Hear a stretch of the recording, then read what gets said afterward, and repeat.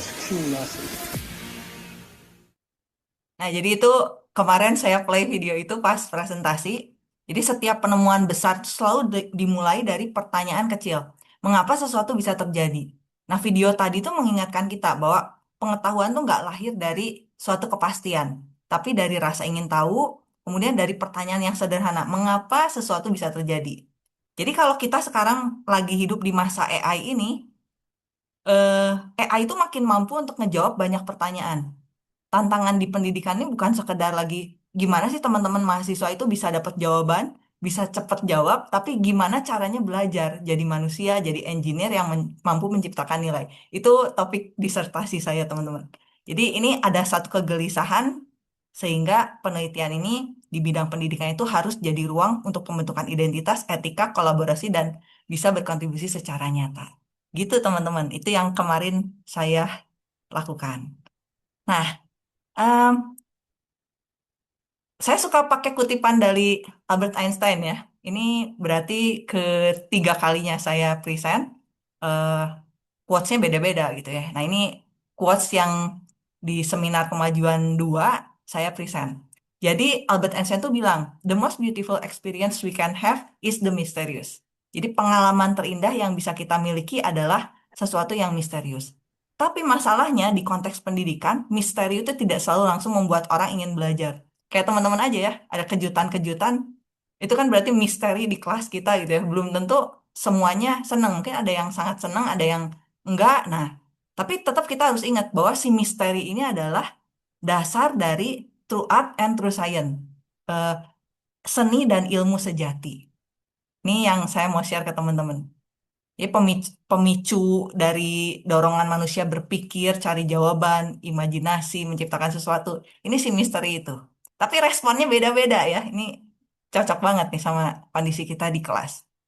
Ada yang mungkin ketika dapat sesuatu yang misterius itu, dia responnya apatis, mengabaikan, karena nggak relevan gitu ya. Ada juga yang takut, ya karena mungkin ngerasa terancam, aduh nggak bisa memahami gitu ya. Tapi ada juga yang responnya paling produktif, itu yang punya rasa takjub.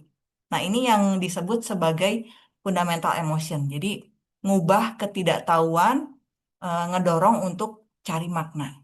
Nah ini supaya rasa ingin tahu muncul, terus pertanyaan-pertanyaan mulai lahir, proses belajar itu mulai dimulai. Jadi istilahnya malah misteri itu tuh bahan bakar untuk memaksa kita mencari makna. Mudah-mudahan ini bisa terjadi di kelas kita gitu ya. Ini yang saya tawarkan teman-teman. Mudah-mudahan teman-teman sudah pernah pakai VS Code. Ada yang belum kah pakai VS Code? Belum pernah sama sekali?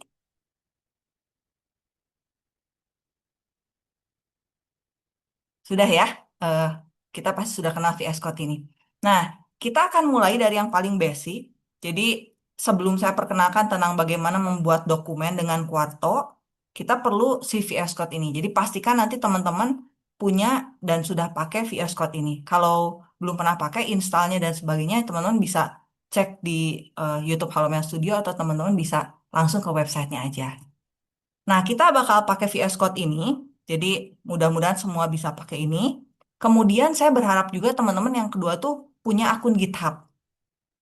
Jadi, kalau misalkan belum punya, teman-teman silahkan create dulu akunnya. Kemudian, teman-teman akses. Kalau saya sih ngaksesnya pakai GitHub Desktop.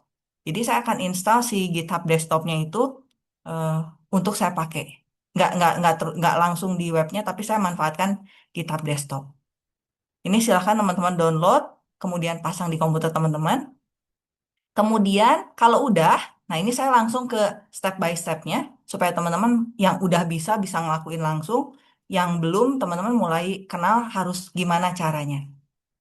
Yang pertama, teman-teman akan bikin satu repositori baru. Terserah, isi datanya, kasih nama, deskripsi teman-teman seperti ini ya. Kemudian setelah itu teman-teman create repository. Kalau udah, teman-teman publish repositorinya ke akun GitHub teman-teman. Kalau sudah dipublish, nanti ada di github.com kan ya. Seperti ini caranya. Terus teman-teman buka VS Code-nya lewat si GitHub desktop ini. Kemudian kalau udah, teman-teman buka VS Code-nya, teman-teman install satu extension namanya Quarto. Cobain ya. Kalau sudah berhasil diinstal, nah baru ini saya mau kenalin apa yang namanya Quarto. Jadi Quarto ini kayak Microsoft Word tapi versi akademik. Jadi kita bisa nulis teks, terus masukin gambar, mau tabel, rumus, kode, mau jadi dokumen bisa, mau langsung jadi HTML bisa, mau jadi PDF bisa, mau jadi Word bisa, jadi slide bisa, mau jadi website juga bisa. Nah, teman-teman belajarnya ini diambil teman-teman kalau mau akses website resminya pakai quarto.com. Webnya itu quarto.com. Nah, di sana dijelasin dia gimana sih sistem open source-nya buat bikin artikel, buat bikin website, buat bikin blog, buku, slide, laporan, dashboard, teman-teman bisa akses dari situ. Nah, kalau misalkan kita pakai Word kan biasanya tampilannya langsung. Nah, kalau Quarto ini akan ngebantu ngerapihin. Kalau di Word kita repot banget sama, oh justify lah, tabel yang nggak rata lah. Kalau di Quarto ini dia bisa bantu kita lebih cepat gitu. Kalau ada yang udah pernah pakai, puji Tuhan bisa saling bantu temennya. Tapi kalau yang belum, ini saya coba bantu untuk step by stepnya gimana. Nah, kalau udah, teman-teman mau download juga Quarto-nya dari website Quarto ini, lalu teman-teman bisa lihat tutorialnya. Nah, ini ada tutorialnya. Saya ambil yang pakai VS Code sih, tutorialnya ya. Silahkan ke websitenya, kemudian lihat tutorialnya kalau butuh bantuan, karena ada documentation-nya segala. Kemudian, teman-teman kalau mau lihat konsepnya, sebenarnya gimana sih Quarto ini tuh? Nah, dia tuh pakai eh, extensionnya itu .qmd. Nah, si .qmd ini di-render supaya bisa ngasihin outputnya itu yang tadi saya bilang HTML lah, PDF lah, Word lah, kemudian bisa slide juga, bisa website juga. Jadi dia akan langsung dari si QMD ini di-render jadi format-format yang kita pingin. Tapi kalau di hari ini yang saya jelasinnya yang untuk bikin HTML-nya ya, untuk jadi websitenya seperti itu. Ini cepet pisan, apa sangat nolongin pisan ya. Dan bagus banget lah. Ini yang saya pakai di disertasi. Nah, cara bikinnya gimana? Nanti kalau teman-teman udah akses si GitHub desktopnya, masuk ke VS Code, teman-teman ketik Quarto, tanda siku lebih besar, terus Quarto. Terus teman-teman create project. Projectnya kita pilih website aja. Kemudian setelah itu, teman-teman pastikan direktori si VS Code itu ngaksesnya ke folder GitHub desktop yang kita pakai, yang pas kita nginstal. Setelah itu, teman-teman nanti masuk, kalau misalkan teman-teman mau ngecek gitu ya, oh kok foldernya kosong. Kenapa kayak gitu? Teman-teman pakai, kalau di Windows pakainya PowerShell.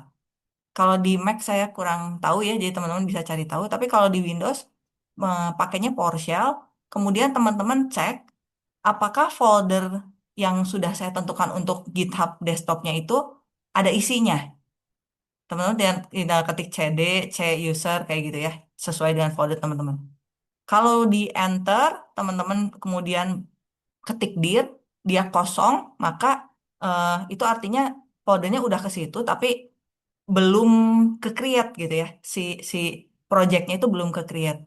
Nah, cara nge-create-nya itu teman-teman silahkan diketik di PowerShell-nya itu Quarto create project website titik.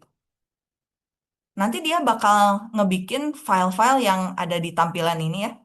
Jadi dia website itu jadi eh, bukan template ya, jadi si page-page yang perlu ada untuk nge-create websitenya itu akan langsung ke-create dan masuk langsung ke folder yang ada di eh, GitHub desktop yang kita tentuin tadi. Nah, kalau udah yakin filenya ada, teman-teman balik lagi ke repository yang di VS Code. Ini masuk lagi ke VS Code. Pastikan si folder-foldernya ada. Nah, ini kalau sudah tampilan seperti ini, berarti sudah ada file-filenya. File-file dasar yang bisa buat page-nya. Kemudian, kalau udah, kita harus lewat terminal, teman-teman. Lewat terminal. Jadi, ini eh, aksesnya lewat terminal untuk ngerendernya. Caranya ketik Quarto render. Begitu di render, hasilnya kayak begini. Ini nanti dia ada folder-folder yang dihasilkan kayak gini ya. Nah, di sini tuh defaultnya kalau belum disetting apapun underscore site. Nah, teman-teman ngakses index.html-nya dari sini. Begitu udah, kita akseskan index.html-nya. Tampilannya seperti ini. Ini udah langsung jebret jadi gitu. Ini eh, tampilannya. Kemudian kalau misalkan teman-teman sudah berhasil, mau lihat di dalamnya tuh strukturnya apa aja. Nah, ini ada YAML-nya. YAML-nya itu adalah si file pengaturannya.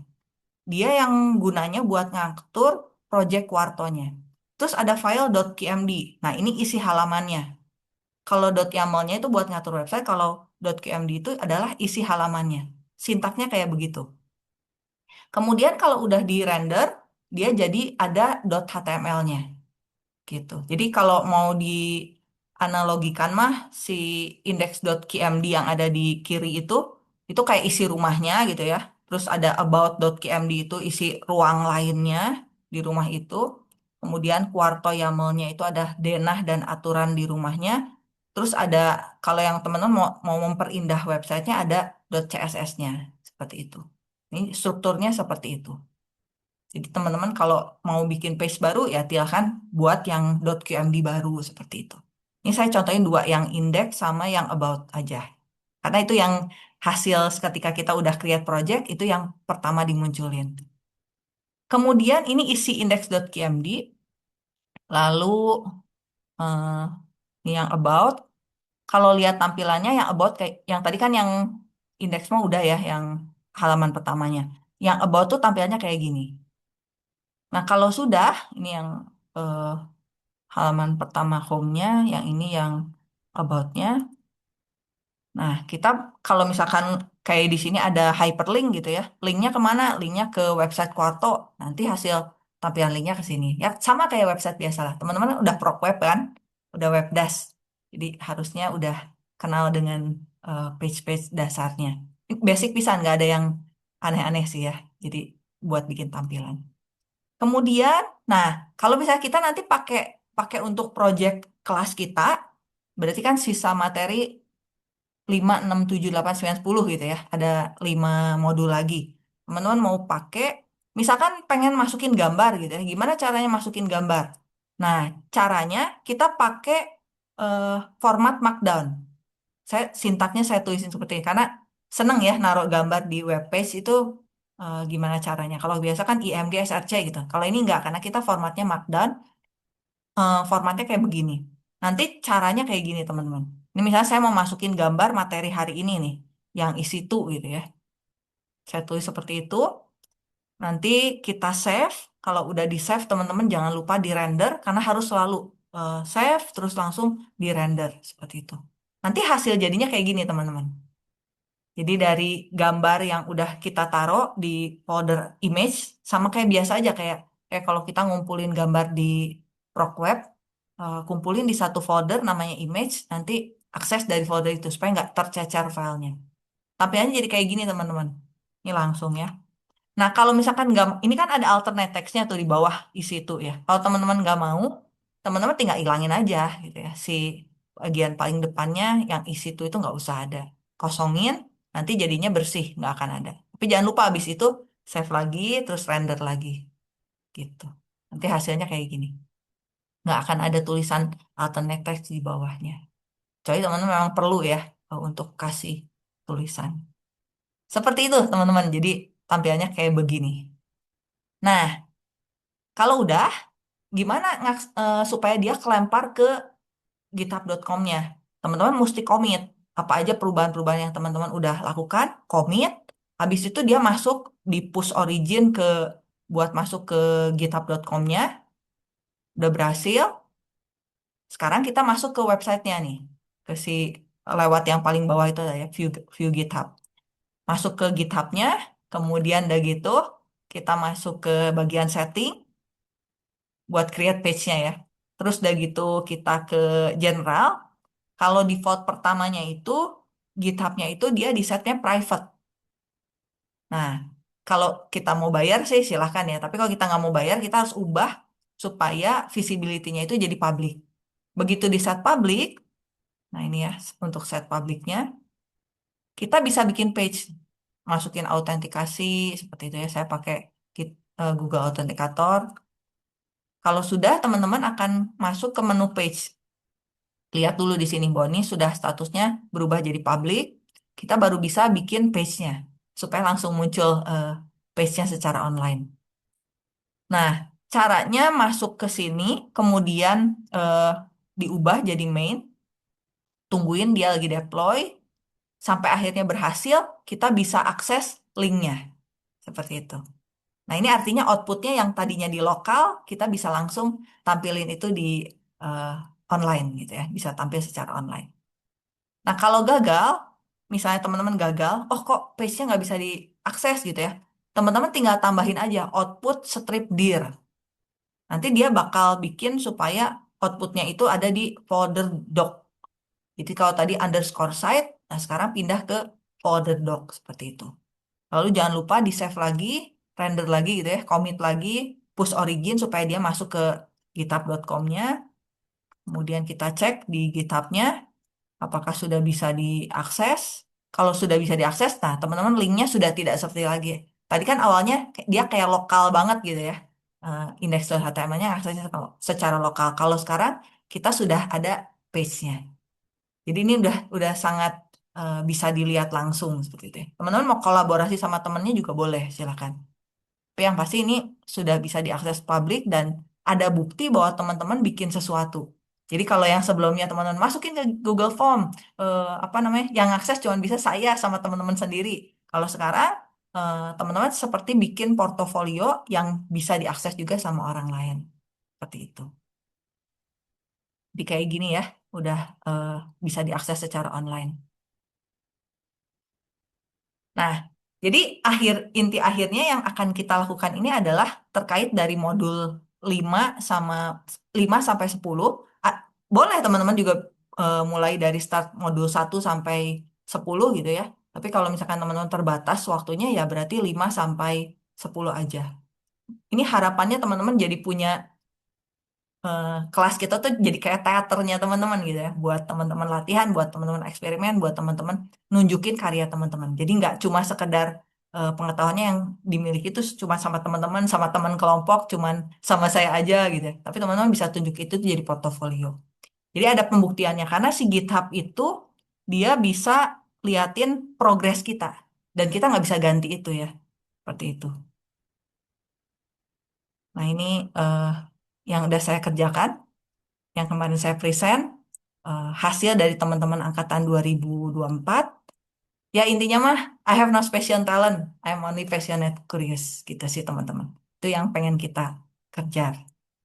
Terus kalau misalnya teman-teman tertarik sama project ini, teman-teman mau mengerjakan, teman-teman harus ngajuin diri. Ngajuin diri kayak teman-teman mengiklankan diri teman-teman. Kenapa tertarik, kenapa, pokoknya yang pasti eh, teman-teman tertarik dan yang kasih project dalam hal ini sih di kelas ini kebetulan saya gitu ya. Saya harus sampai tertarik dengan pengajuan teman-teman dan menyatakan, oke, teman-teman lanjut untuk ngerjain project ini. Seperti itu. Jadi silahkan nanti teman-teman pikirkan, lalu teman-teman kirimkan email pengajuan teman-teman yang paling menarik, yang paling menunjukkan keunggulan teman-teman, kirim ke rumahvip@gmail.com. Nah, tentunya pakai aturan etika berkirim email ya. Ini saya yakin teman-teman dapat tahu nih. Kita ngejarnya ini teman-teman. Teman-teman punya portofolio, kemudian ketika teman-teman aktif, teman-teman bisa lihat dan buktikan bahwa teman-teman bekerja itu ada di sini.